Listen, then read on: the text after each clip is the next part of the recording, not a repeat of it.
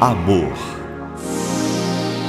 tolerância e solidariedade. Está no ar! Programa Mentes do Amanhã. Mentes do Amanhã. Está começando agora mais um programa espírita. Mentes do Amanhã. Falando sobre a doutrina espírita.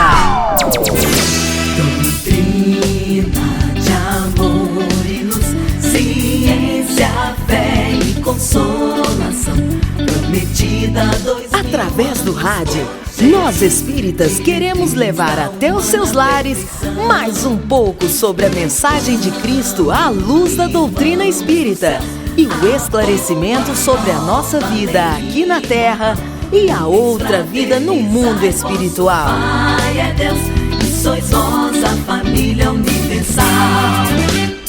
Irmãos, é a doutrina espírita, a imensa esperança do porvir.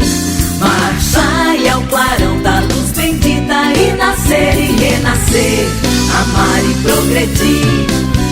Doutrina de amor e luz, ciência, fé e consolação, prometida há 2000 anos por Jesus, diretriz da humana perfeição. Proclamam, irmãos dos céus, a boa nova lei imortal. Homens, fraternizai, vosso Pai é Deus e sois vós da família universal. Mentes do Amanhã.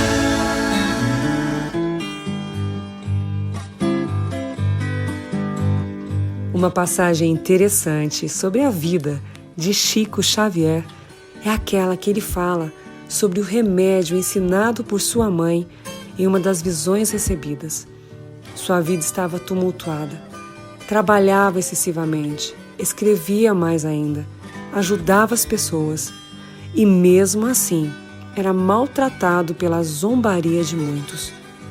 Foi num dia de extrema tristeza para o médium que a sua mãe, Maria João de Deus, apareceu e deu ao filho o seguinte conselho: meu filho, para curar suas inquietações, você deve usar a água da paz.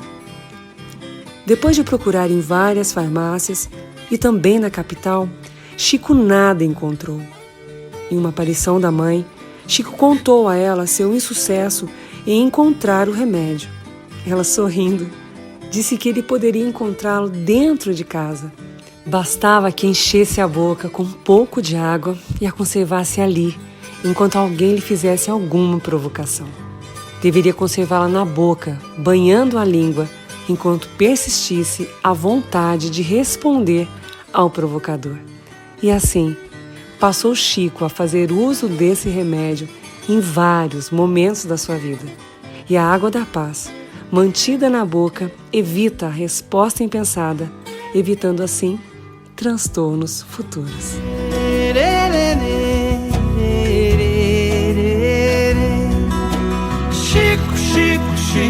Chico Xavier. Chico, homem de fé. Chico Xavier. Chico, homem de fé. Por esse mundo passou um homem de tanto amor, suas pegadas deixou pra outro seguir. Pregou tanta paz, deixou tanta luz, dedicou sua vida ao Mestre Jesus. Chico Xavier. Chico, homem de fé.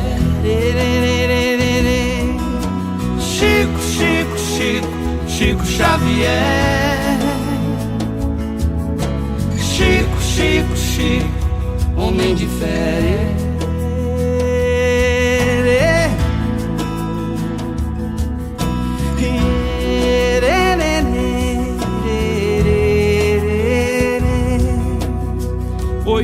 muito perseguido, mas nunca desistiu.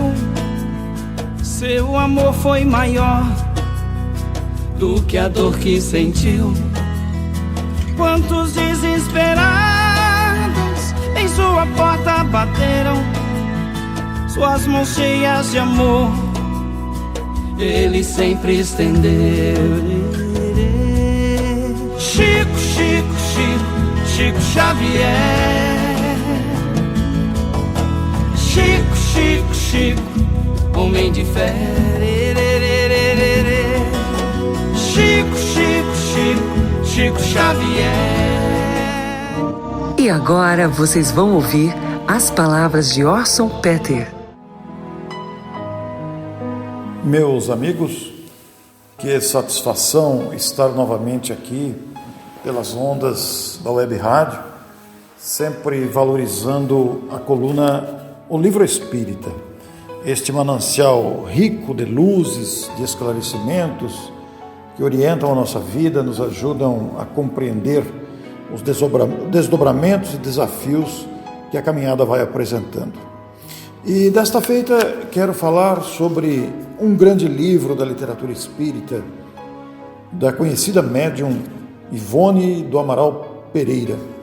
Ivone é um ícone da mediunidade no Brasil, um exemplo de comportamento sereno e consciente na prática da mediunidade e na responsabilidade com esta faculdade humana que tem a finalidade de educar o ser porta-voz de orientações e ao mesmo tempo despertar o amor ao próximo através da caridade. Ivone Pereira é um marco na história do espiritismo brasileiro. Ela deixou um legado de luzes, de muitos livros e até pelo próprio comportamento sempre exemplar, sempre vinculado às tarefas do bem, de forma que temos em Ivone Pereira um referencial para estudo do espiritismo e para entendimento da mediunidade propriamente dita.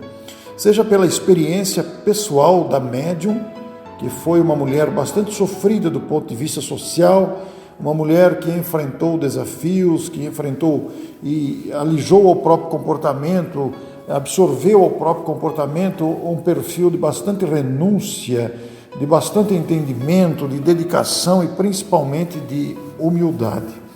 Ivone Pereira nasceu em 1900, dia 24 de dezembro de 1900, e sua desencarnação ocorreu no dia 9 de março de 1984. Publicou vários livros, são livros de alto valor doutrinário, e o livro que mais caracteriza a sua psicografia é o Memórias de um Suicida, um livro denso, um livro de muitas páginas, mas de conteúdo abrangente para analisar esse flagelo social que é o suicídio. Eu sou um admirador muito grande das obras de Ivone Pereira. Sempre estou consultando seus livros, sempre estou lendo suas narrativas, saturadas de ensinamentos para o nosso compreender desse processo de viver.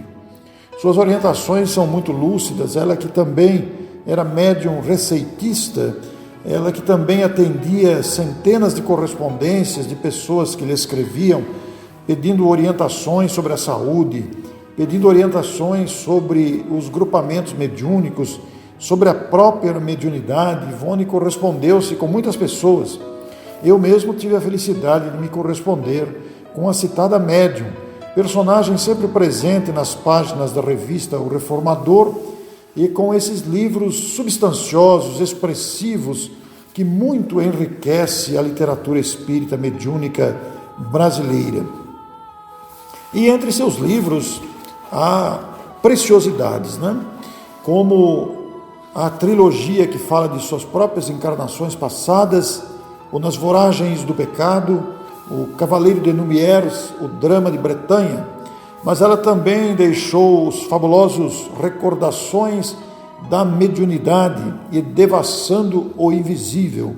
São obras de renome, obras que ensinam muito através de histórias e especialmente do seu exemplo pessoal, especialmente das orientações lúcidas doutrinariamente considerando. E há um livro também de grande valor doutrinário que se chama À Luz do Consolador, onde a Federação Espírita Brasileira reuniu nesta obra respostas que Ivone dava às cartas que recebia.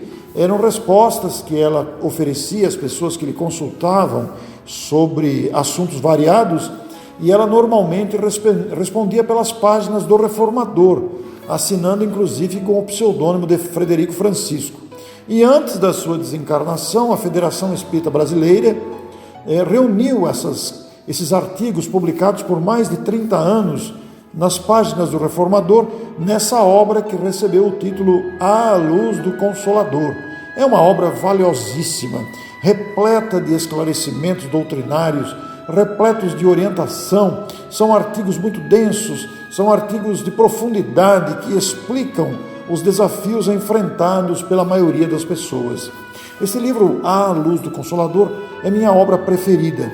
Mas há uma obra que eu quero destacar hoje para os nossos ouvintes, que eu sempre gosto de buscar, sempre gosto de consultar, se chama Ressurreição e Vida, assinada pelo espírito Leon Tolstói, o grande escritor que deixou também, quando encarnado, uma obra vastíssima, e desencarnado através de Ivone, e também através da médium Célia Xavier Camargo, tem escrito seus contos maravilhosos, um estilo literário fascinante. E ele escreveu, através de Ivone, o livro Ressurreição e Vida.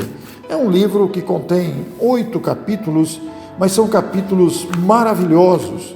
E esses 8 capítulos, só pelo índice que nós vamos encontrar na obra, já chama atenção. O capítulo 1, o Reino de Deus. O capítulo 2, a lição materna. O capítulo 3, o sonho de Rafaela. Este capítulo 3, em especial, ele fala da angústia de uma mãe que sentia muita saudade da filha desencarnada precocemente. É uma lição maravilhosa de conforto aos pais cujos filhos partem mais cedo. E depois temos o discípulo anônimo no capítulo 5º, eu pulei o capítulo 4º, que é o sonho de Startai. O capítulo 5º, o discípulo anônimo. O capítulo 6, que dá nome ao livro Ressurreição e Vida. O capítulo 7º, de uma felicidade extraordinária, o paralítico de Kiev. É uma história comovente que vai cativar e prender o leitor do começo ao fim, face à experiência de um paralítico. E finalmente o capítulo 8º, que se chama O Segredo da Felicidade. Mas é no capítulo 7º, o paralítico de Kiev, que nós vamos destacar um pequeno trecho para a atenção do ouvinte. Num capítulo com tanto conteúdo, fica difícil escolher alguma coisa, mas eu tive que escolher algo para oferecer ao ouvinte. E lá no capítulo 7º nós vamos encontrar: uma mulher faz falta, e falta desesperadora na existência de um homem. E no personagem, só o compreendeu à beira dos 40 anos de idade após a morte de sua mãe. Seja ela a mãe, a irmã, a esposa, a amante ou a simples criada, há horas na vida de um homem em que a mulher é tão necessária ao seu trato que ele se desorienta e amarga tristeza lhe penetra o coração, desanimando-o, se não a vê servindo-o nas suas 1000 necessidades cotidianas. Quando contamos apenas 20 ou 30 anos de idade e vivemos ainda ao lado de nossa mãe e irmãs, amparados por seus múltiplos desvelos, não sabemos dar à mulher o seu devido valor. Quando possuímos um lar e temos a esposa como esteio de nossas fraquezas, lenitivo nas nossas preocupações e companhia fiel do nosso repouso, também não sabemos reconhecer o tesouro que sua presença representa na existência, onde lutas diárias se multiplicam ao nosso derredor. Possuídos do tradicional egoísmo que torna o homem feroz, acreditamos que assim mesmo é que deve ser, que merecemos tudo isso porque temos o direito a tudo e que elas, as mulheres, não cumprem senão um restrito dever, qualquer que seja sua condição no lar, aturando as nossas impertinências e ingratidões e nos adorando humildemente como cão fiel que nos lambe as mãos e que os pés em muda veneração, não obstante o maltrato que recebe. Sondai, porém, o coração do homem que por qualquer circunstância vive só, desacompanhado dessa vigilância eternecida e passiva que sua mãe, sua esposa ou sua amante lhe concedem. Indagai dos sentimentos de um homem enfermo que não encontra ao seu redor a mão suave e branca que lhe ajeite as cobertas no inverno, que lhe sirva e adoce o chá, como se o fizesse uma criança, ou lhe alise os cabelos com ternura, tentando adormecê-lo. E então compreendereis que ele se sentirá o maior dos desgraçados, embora não o confesse jamais, porque o homem é orgulhoso sempre e não confessa que necessita do auxílio da mulher para se sentir feliz. Esta linda apreciação valorizando a mulher está nessa obra. Eu já fiz artigos com esse trecho destacando o valor de uma mulher na vida humana, né? Mas é no capítulo 7º ou 6º, conferindo aqui, no nosso capítulo Ressurreição e Vida, é o 6º capítulo, nós vamos encontrar essa observação tão preciosa. Serão necessários 3 fatores para ingressares em terreno firme da sabedoria espiritual: tempo, dedicação, trabalho. E diz o personagem: há mais de 60 anos habito este mundo psíquico e somente agora fui admitido à presença de um desses seres celestes a quem frequentemente vejo desejando visitar para informar de certas novidades. São esses trechos valiosos que nos fazem pensar no valor literário, educativo, moralizador desta obra. Ainda no mesmo capítulo citado, diferença de castas e posições sociais? Não existe. Mas existe uma diferença infinitamente mais rigorosa, a qual leva séculos e até milênios a ser superada. A diferença da evolução moral. Diferença do grau de amadurecimento mental, de sentimentos, de qualidades e virtudes. Ora, isso quer dizer que o homem comum, recém-falecido, ou melhor, em espírito, não possui aptidões espirituais ou afinidades para francamente conviver com um ser celeste ou superior de grande elevação moral e espiritual. Ele haverá de progredir de um modo geral, primeiramente seja através das vidas sucessivas nos planos terrestres, seja no mundo etéreo através de labores pertinentes ao novo estado. Eis aí, amigos ouvintes, estas pérolas extraídas desta obra fenomenal. São lindas histórias que nos comovem, nos prendem a atenção, ensinam. No último capítulo, O Segredo da Felicidade, após contar uma linda história, como é tão comum nesta obra, o autor vai dizer: o segredo da felicidade imortal reside exatamente na capacidade de cada coração para os sublimes testemunhos do amor, da renúncia e do trabalho. Imaginemos o alcance dessa expressão, deste ensinamento, desta frase que nos convida a isso.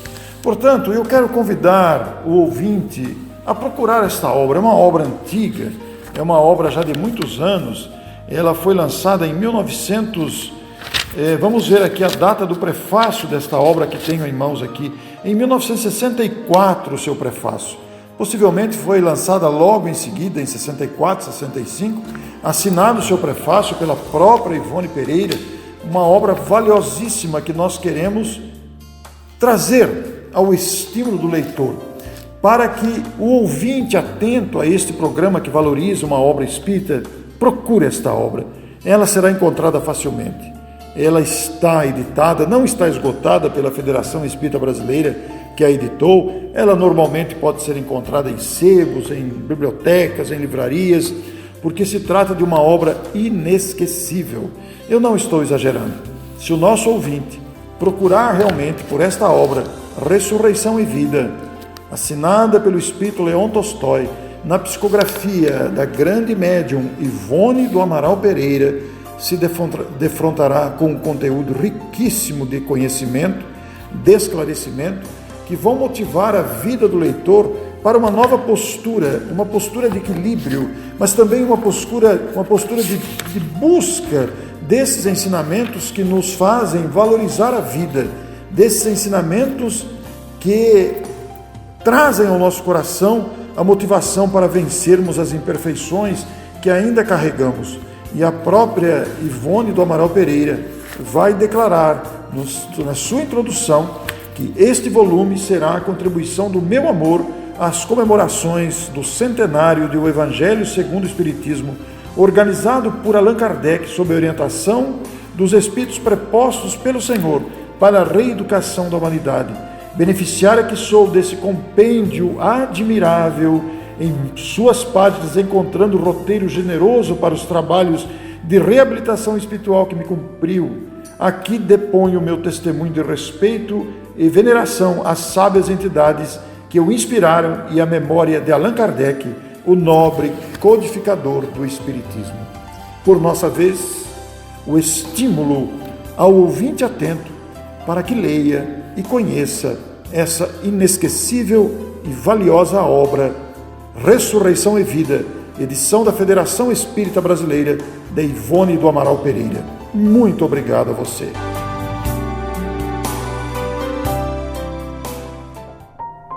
Mensagem do dia. Como o amor é milagroso.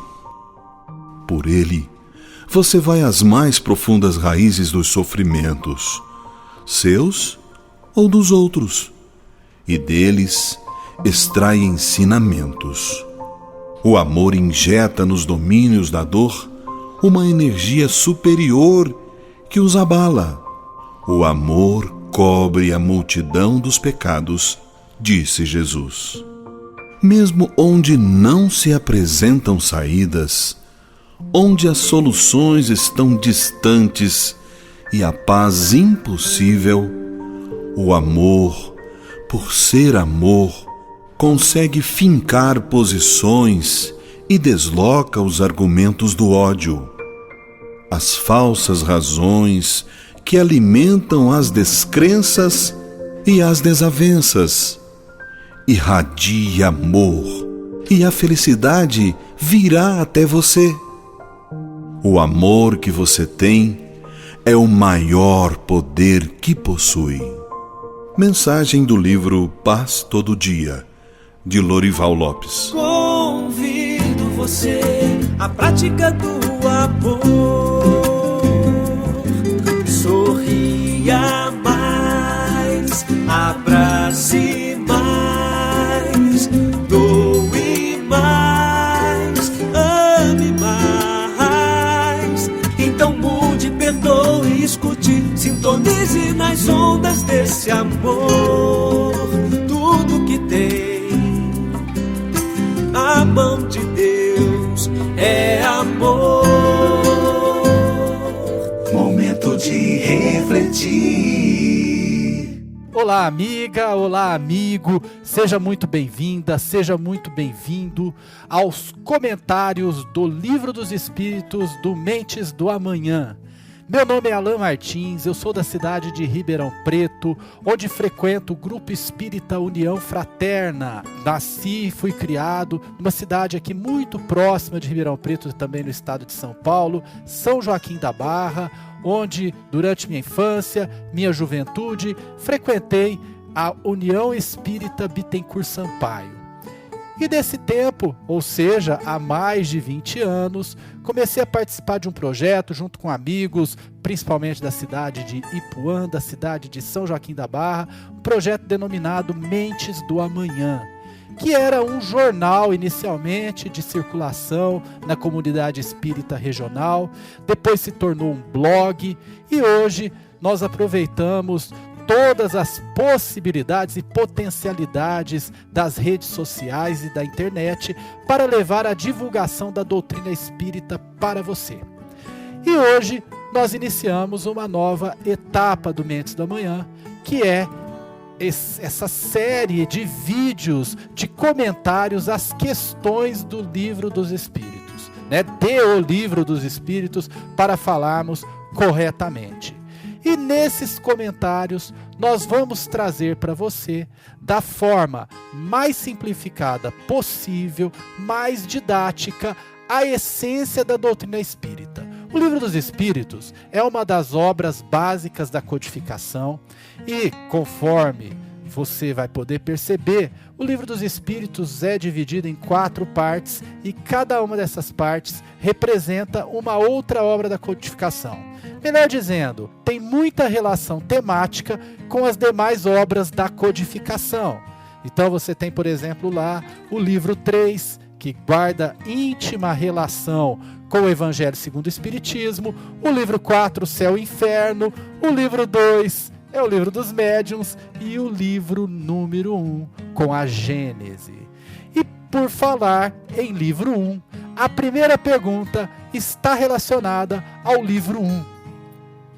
Que é Deus?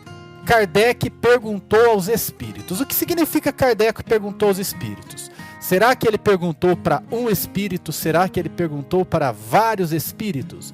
Pois bem, essa estrutura que Kardec deu ao Livro dos Espíritos e a forma como ele pesquisou para escrever o Livro dos Espíritos demonstra a rigorosa postura científica do codificador. Então Kardec, ele não perguntava para um espírito, ele perguntava para vários espíritos e em vários momentos distintos. Então a cientificidade com que foi escrito o Livro dos Espíritos está relacionada ao fato de que Kardec não partiu de uma resposta, mas sim de várias respostas de vários espíritos por intermédio de médiuns diferentes, e a partir daí ele formava o seu convencimento em relação àquilo que era verdade, aquilo que era realmente o ensinamento correto para levar à comunidade, para levar as pessoas que fossem posteriormente estudar seus livros, estudar a doutrina espírita. Então, ao perguntar que é Deus, primeira coisa é que Kardec não partiu do nada. Ele elaborou essa pergunta dessa forma e talvez inicialmente ele possa ter perguntado quem é Deus ou o que é Deus. Mas ele deixa claro, na nota que faz a resposta dos espíritos nessa questão, que ele está perguntando o que é Deus, dado ao fato que Deus não é uma pessoa. Então não poderia utilizar Kardec o pronome quem, dado ao fato de que quem referir-se-ia a uma pessoa e Deus não é uma pessoa. Deus também não é uma matéria, Deus não é um fluido, Deus não está ao alcance da nossa evolução saber qual a sua essência. Então, quando nós falamos em Deus, eu também não posso perguntar o que é Deus, porque o que se refere a uma coisa específica, a uma matéria específica. Portanto, a pergunta que Kardec fez aos espíritos foi a seguinte: que é Deus? Veja a utilização do pronome que. E dentro disso, obteve uma resposta condizente com o fato de que Deus não é uma pessoa. Deus não é, por exemplo, Jesus. Confundem Deus com Jesus. Mas Jesus não é Deus. Jesus é um irmão nosso, é uma criatura da criação divina, a exemplo de qualquer um de nós que já evoluiu, já se tornou um espírito de luz e recebeu uma missão muito importante junto ao planeta Terra. Então, o Mestre Jesus, nosso grande professor, não é Deus. Nós sabemos disso. E Kardec explica a essência de Deus no que está ao alcance do nosso conhecimento, deixando isso muito claro. Então, em primeiro lugar, Deus não é uma pessoa, Deus não é Jesus. Deus também não é uma matéria. Deus não tem uma essência. Quando falamos das mãos de Deus, claro que nós não estamos falando de uma matéria. O destino do planeta Terra está nas mãos de Deus. É claro que não existe essa matéria. Então, o que os espíritos responderam a Kardec? Responderam que Deus é a inteligência suprema, causa primária de todas as coisas. De acordo com o nosso estágio evolutivo, o que está ao nosso alcance compreender é que Deus é uma inteligência, e não é uma inteligência qualquer, é a inteligência suprema, é a inteligência maior, a mais evoluída, a mais avançada que possa existir. Os espíritos não têm palavras que estejam ao alcance da nossa compreensão definir toda a magnitude, definir toda a amplitude do Criador.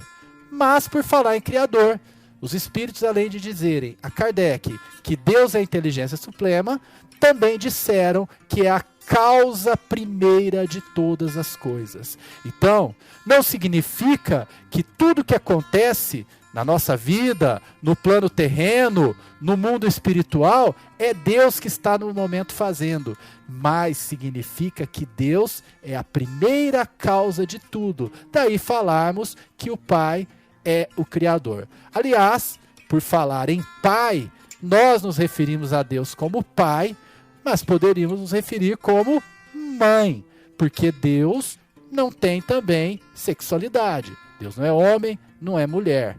E aí, poderíamos falar pai ou mãe, mas por questão de tradição, do que nós sempre tivemos inatos em nossos sentimentos, nós falamos Deus, nos referimos no masculino e chamamos o Criador de Pai. Pai por ser o Criador, por ser a inteligência suprema e por ter nos dado o livre-arbítrio. Nós temos o livre-arbítrio. Então, quando algo acontece, é claro que é importante relacionarmos a nossa fé com Deus. Deus é a causa primeira de tudo. Então, qualquer conduta nossa para o caminho do bem ou para o caminho do mal, tem Deus como causa primeira, porque Deus nos deu o livre-arbítrio. Por outro lado, o livre-arbítrio faz com que nós sejamos responsáveis por nossos atos. E a partir daí que ao longo da escala evolutiva nós vamos progredir intelectual e moralmente. Então Deus, que não é uma inteligência qualquer, é a inteligência suprema, a causa primeira de todas as coisas. Só para você ter uma ideia, meu amigo, minha amiga, eu ontem estava assistindo um programa fantástico na televisão e vi uma reportagem que eu até vou deixar o link para você junto a este vídeo, que acontece no corpo humano, como reage o organismo já infectado pelo vírus. Então, nesse tempo da pandemia do Covid-19, nesse momento difícil que estamos passando, mostra a reportagem como que o organismo humano combate o vírus. E ali você vê como que a perfeição da criação, a perfeição de tudo que Deus fez, de tudo que Deus nos deixou. Vale a pena assistir e conferir se não há realmente uma causa primeira, uma inteligência suprema por trás de tudo. Não é possível, não é racional pensar que não haja uma causa primeira, uma inteligência suprema. Alguns chamam de outros nomes. Alguns dizem que é a natureza, alguns dizem que é a essência da humanidade, que é a essência do planeta Terra, que é a essência do universo. Vários nomes podem ser colocados, mas a doutrina espírita, o cristianismo e diversas religiões denominam Deus. E Deus, no plano da doutrina espírita, pode ser conceituado até onde o limite das nossas capacidades permite, de uma forma bastante racional, que eu tentei trazer nesta primeira pergunta do Livro dos Espíritos para você. E claro, nas próximas perguntas que virão nos próximos vídeos, você vai poder entender melhor ainda. Hoje fico por aqui, mas antes de encerrar, eu não poderia deixar de falar para você que todo final de vídeo nós deixaremos para você uma mensagem ou uma música. E a mensagem de hoje é bem curtinha, mas é muito bonita a respeito do que pensar quando alguém não acredita em Deus porque não está vendo Deus. Um turista disse a um mendigo: "Dou-te $1 se me disseres onde está Deus." E o mendigo respondeu: "Dou-te $2 se me disseres onde ele não está." Acesse a nossa página no Facebook, facebook.com/Mentes do Amanhã, ou a nossa página na internet, mentesdoamanhã.net.br. Fique com Deus, um grande abraço e até o próximo vídeo. Mentes do Amanhã. Um programa para todas as famílias. Pergunta do ouvinte. Meus amigos, momento de pergunta dos ouvintes. Muito interessante o processo de pergunta e resposta, porque torna o nosso diálogo muito dinâmico, né? A apreciação doutrinária fica bastante ampliada. E a primeira pergunta é: por que tanta intolerância entre as pessoas no trânsito, na política, nas redes sociais, no condomínio, no convívio social de maneira geral? Isso condiz com a transição para o mundo de regeneração? É a pergunta. Muito bem, analisando a questão, não será difícil concluirmos, que a intolerância é falta do exercício da compreensão. A intolerância é fruto até de uma boa dose de egoísmo, daquele egoísmo que se fecha em si mesmo, bem próprio do sentimento egoísta, que se fecha em si mesmo e não pensa em oportunidades de colocar-se no lugar do outro. É a ausência da empatia, de tentar enxergar pelo campo de visão, pela maneira, pelo conteúdo, pela bagagem, pelo interesse do outro. As pessoas são diferentes, somos todos diferentes.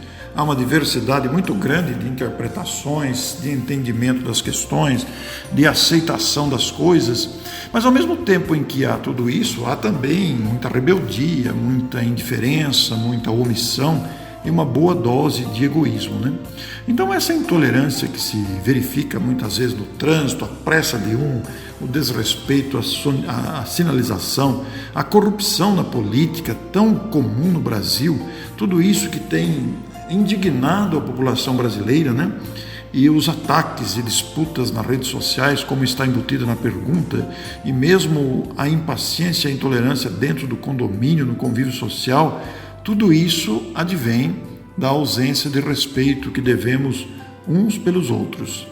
Esta ausência de respeito uns pelos outros faz com que nos tornemos incompreensíveis com a dificuldade alheia. Nos faz indiferentes com o estágio em que o outro se coloca, em que o outro está, e mesmo diante das dificuldades que está enfrentando. Mas se parássemos para observar que nós também temos dificuldade e que também precisamos de tolerância e também precisamos de compreensão face às nossas limitações, face à nossa dificuldade, o exercício da tolerância e da compreensão seriam mais facilmente aplicáveis.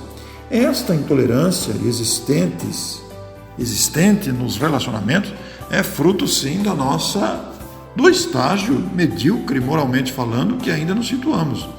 E isso, de uma certa forma, integra, de alguma maneira, o processo de transição, porque estamos num processo em que, desejando passar e sendo por lei convidados à habitação, a construir dentro de nós um novo mundo de entendimento, o mundo chamado mundo de regeneração, somos defrontados pelas nossas próprias mediocridades, ao lado das mediocridades alheias. Esse entrechoque daqueles que desejam progredir e daqueles que querem se manter no estado de dificuldade e de nenhuma boa vontade para com a nova ordem social que irá se estabelecer, cria esses estágios de intolerância. É falta de meditar mais nas questões que nos dizem respeito a todos. É pensar globalmente ao invés de pensar individualmente. Temos que ter essa consciência de pensar globalmente, pensar coletivo e não pensar individualmente. E a pergunta seguinte é muito interessante, muito própria para os nossos dias. Por que pessoas tão diferentes reencarnam na mesma família? É uma pergunta que não é difícil de ser respondida, e a própria observação raciocinada nos fará entender. Os espíritos que estão numa mesma família são espíritos de origens, nos conteúdos, na formação, diferentes. Por isso, se encontram na mesma família para aprenderem uns com os outros. É na experiência familiar, no convívio diário, que nós desenvolvemos virtudes que ainda não temos. Então, essas diferenças que nos assinalam o comportamento na vida familiar, elas advêm muitas vezes da necessidade de aprendizado de ambos e de todos os envolvidos nas questões de desentendimento e dificuldade de relacionamento. Mas também advém de conflitos do passado, de espíritos que conflitaram de alguma forma e agora precisam se reparar mutuamente, então se encontram no mesmo teto, na condição de familiares, de irmãos, de cônjuges, de pais e filhos, para se ajustarem entre si. Não podemos dizer que os conflitos, não podemos generalizar e afirmar que os conflitos familiares, as dificuldades de relacionamento dentro de uma mesma família de pessoas tão diferentes, se constituem expiação. Não. Às vezes poderá ocorrer, sim, de termos lesado expressivamente alguém e agora estamos colocados a viver juntos para nos repararmos. Mas também há os casos de provas, aprendizados com a pessoa, com o familiar difícil, aprendizado, aquisição de virtudes na convivência traumática muitas vezes. E também, além do aprendizado da provação, também o desenvolvimento de outros talentos, de outras virtudes, onde se inclui o desenvolvimento intelectual e o desenvolvimento moral. É nos entrechoques das opiniões, é nas diferenças individuais de personalidade, é na moralidade diferente, é também no intelecto diferenciado que nós vamos colhendo experiências uns dos outros. Nesse espinhar dos relacionamentos, nessas diferenças que se apresentam de forma tão marcante, todos nós fazemos aproveitamento da experiência alheia, porque nem todos têm a mesma experiência. Cada um de nós veio de uma experiência diferente. E, portanto, oferecendo a sua própria experiência no convívio da intimidade familiar, nós aprendemos muito uns com os outros. Espíritos de grande inteligência são recebidos por famílias sem tanta cultura e vice-versa.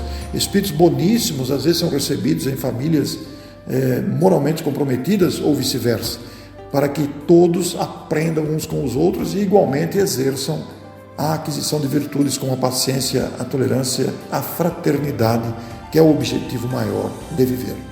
Muito obrigado.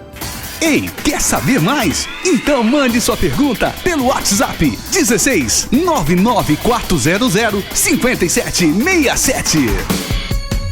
É tempo de louvar, é tempo de orar, é tempo pra gente despertar pro mundo nosso amor e espalhar mentes do amanhã. Evangelho no Rádio, com Silvia Gouveia.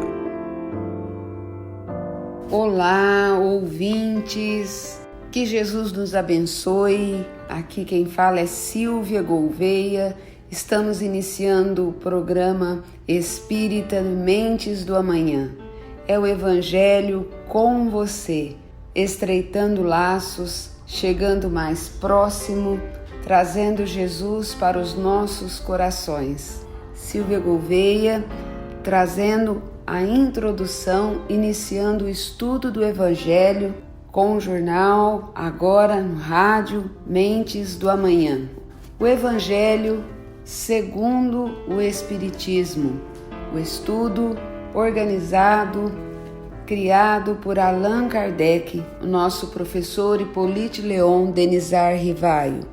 Estamos utilizando a tradução do professor Herculano Pires e não poderíamos iniciar de outra maneira senão exaltando aí esse espírito, o grande professor, o grande bom senso do nosso querido professor Hippolyte Léon Denisard Rivaio, Allan Kardec, que tem sido para nós o grande farol, iluminando as palavras de Jesus, tirando o véu que durante esses séculos todos nos impossibilitava, qual uma catarata da alma, de enxergar Jesus com uma clareza suficiente que nos convencesse a seguir-lhe os passos.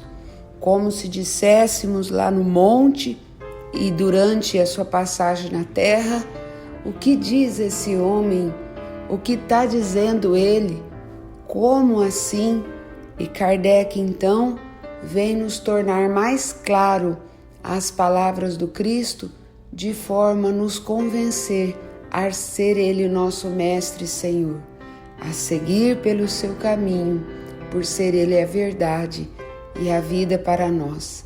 Debruçar sobre Kardec, estudar Kardec para entender Jesus. Quem nos traz esse convite vem com uma carta de apresentação do Evangelho, o Espírito da Verdade. Prefácio. Os Espíritos do Senhor, que são as virtudes dos céus, como um imenso exército que se movimenta ao receber a ordem de comando, espalham-se sobre toda a face da terra. Semelhante a estrelas cadentes, vem iluminar o caminho e abrir os olhos aos cegos. Eu vos digo em verdade que são chegados tempos em que todas as coisas devem ser restabelecidas no seu verdadeiro sentido, para dissipar as trevas, confundir os orgulhosos e glorificar os justos. As grandes vozes do céu ressoam como um toque da trombeta, e os coros dos anjos se reúnem. Homens, nós vos convidamos ao divino concerto, que vossas mãos tomem a lira e que vossas vozes se unam e num hino sagrado se estendam e vibram de um extremo do universo ao outro. Homens, irmãos amados, estamos juntos de vós. Amai-vos também uns aos outros e dizei do fundo de vosso coração, fazendo a vontade do Pai que estás nos céus. Senhor, Senhor, e podereis entrar no reino de Deus. Lindo. A introdução do Evangelho, trazendo rapidamente para nós, ele traz um objetivo da obra que é muito importante nós termos em mente quando nos debruçamos ao estudo desse livro. Os 5 evangelhos que temos no Novo Testamento, ele pode ser dividido em 5 partes. Atos comuns da vida do Cristo, os milagres, as profecias, as palavras que serviram aí ao longo do tempo para o estabelecimento dos dogmas da igreja e o ensino moral. Em relação a esse ensino moral, se os 4 primeiros itens serviram como controvérsia, as diversas escolas religiosas se contrapõem, cada um aí dando a sua interpretação, os ensinos morais do Cristo têm aí um acatamento unânime por todas as religiões. Não há motivos de controvérsias, porque trata da reforma de cada um. É para os homens um material que traz a regra de conduta, que abrange todas as circunstâncias da vida, privada e pública. É o princípio de todas as relações sociais, fundada na mais rigorosa justiça. Traz para o homem, então, uma regra de conduta íntima para a vida íntima, pública e também para as suas relações sociais. É um caminho infalível para encontrar a sua própria felicidade. Ele traz a ponta do véu que, se erguida, nos mostra a vida futura. Este é o objetivo desta obra, este é o objetivo deste livro, o maior livro, o melhor que eu li e leio todos os dias, aliás, de leitura obrigatória diária, não por dever, mas por nos encontrar a nós mesmos e nos posicionar melhor na vida. É uma porta para Jesus. Todo mundo admira a moral evangélica e não há quem não proclame a sua necessidade, a sua sublimidade, como diz Gandhi, queimando todos os livros do mundo. Se restar o Sermão do Monte, se reconstrói toda a verdade. Todo mundo proclama a necessidade e a sublimidade, mas muitos fazem isso mais confiante naquilo que ouviram dos outros ou apoiados em alguma máxima que se tornou quase que um provérbio. Muito poucas pessoas a conhecem a fundo e os que conhecem às vezes não conseguem compreender totalmente e muitos poucos sabem ainda lhe tirar as consequências. A introdução do Evangelho, Allan Kardec aponta como a razão disso dificuldades apresentadas na própria leitura do Evangelho, que para muitos se mostra ininteligível pela forma alegórica do misticismo intencional da linguagem. A maioria lê o Evangelho por desencargo de consciência, por obrigação, aponta Allan Kardec, sem compreender direito e aí vale-se dizer sem tirar um proveito. Então, para resolver isso, ao longo da história, Allan Kardec aponta que fizeram tratados de moral evangélica, adaptando ao estilo literário, ao jeito de escrever atualizado, mas isso tirou a ingenuidade primitiva que traz o encanto e a autenticidade do ensinamento cristão, tal qual Jesus nos trouxe e que os evangelistas grafaram. Bom, o mesmo acontece se nós destacarmos as máximas evangélicas, reduzidas a simples expressões proverbiais, porque aí tira-se os acessórios e as circunstâncias que estavam ali envolvidas, e a beleza evangélica às vezes está muito na circunstância ou que envolvia, ou histórico, ou costume da época. Allan Kardec aponta isso.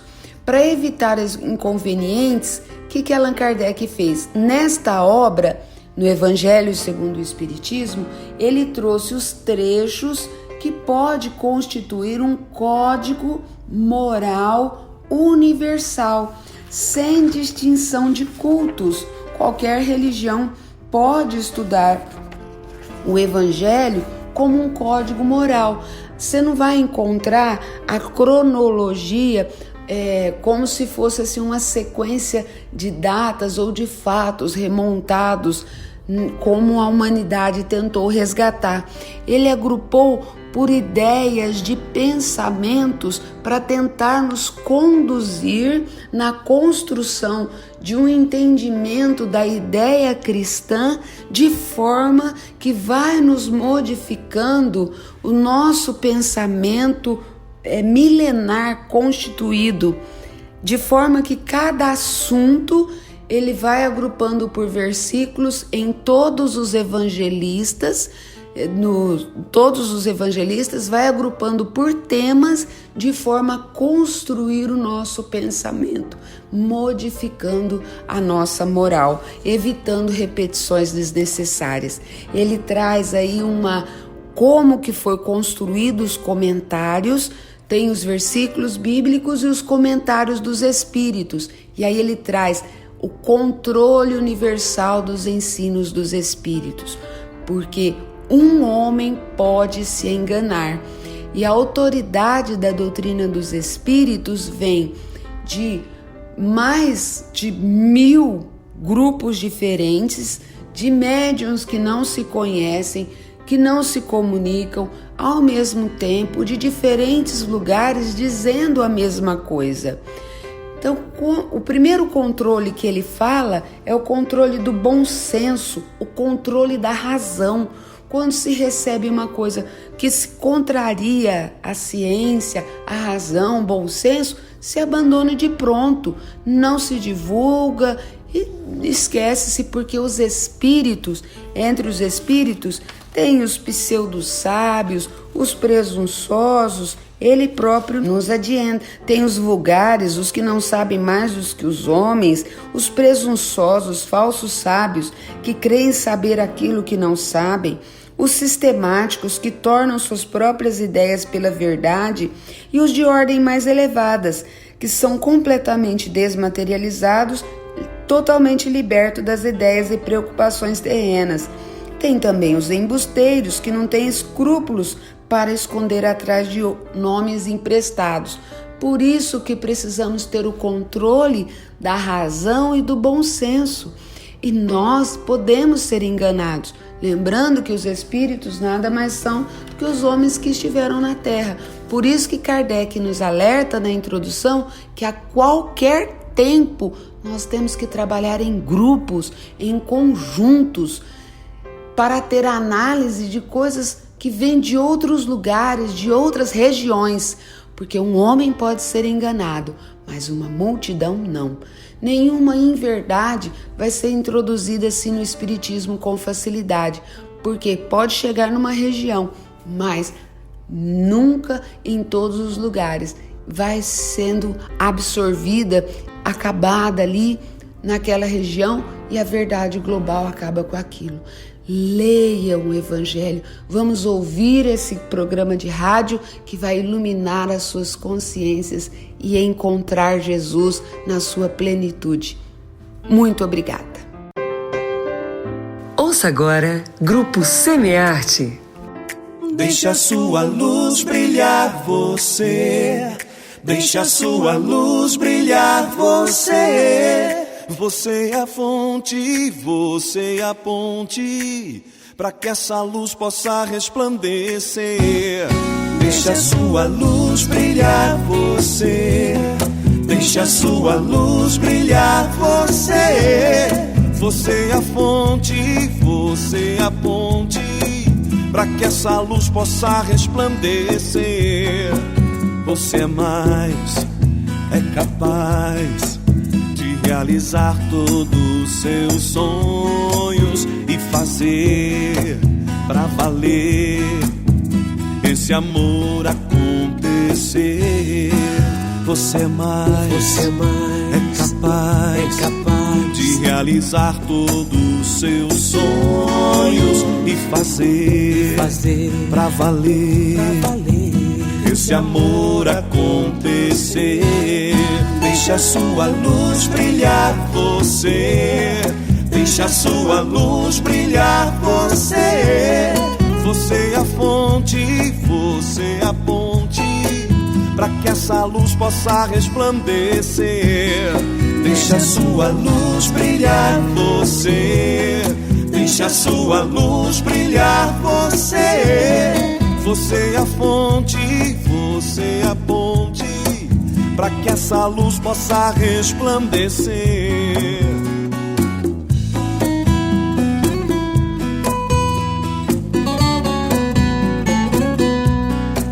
Você mais é capaz de realizar todos os seus sonhos e fazer pra valer esse amor acontecer. Você mais é capaz de realizar todos os seus sonhos e fazer pra valer esse amor acontecer. Deixa a sua luz brilhar você. Deixa a sua luz brilhar você. Você é a fonte, você é a ponte, para que essa luz possa resplandecer. Deixa a sua luz brilhar você. Deixa a sua luz brilhar você. Mesmo que ao mundo pareça impossível, obrigado, Senhor, pelo meu lar, o recanto de paz ou escola de amor, a mansão de glória. Obrigado, Senhor, pelo amor que eu tenho e pelo lar que é meu. Mas se eu sequer nem lar tiver ou teto amigo para me aconchegar, nem outro abrigo para me confortar, se eu não possuir nada, senão as estradas e as estrelas do céu, como leito de repouso e suave lençol, e ao meu lado ninguém existir, viver chorando sozinho ao léu e sem alguém para me consolar, direi, cantarei ainda, obrigado, Senhor, porque te amo e sei que me amas, porque me destes a vida, jovial, alegre, por teu amor favorecida. Obrigado, Senhor, porque nasci. Obrigado porque creio em ti e porque me socorres com amor, hoje e sempre. Obrigado, Senhor.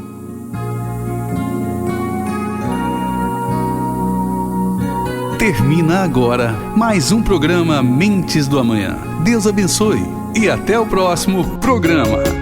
Mentes do Amanhã.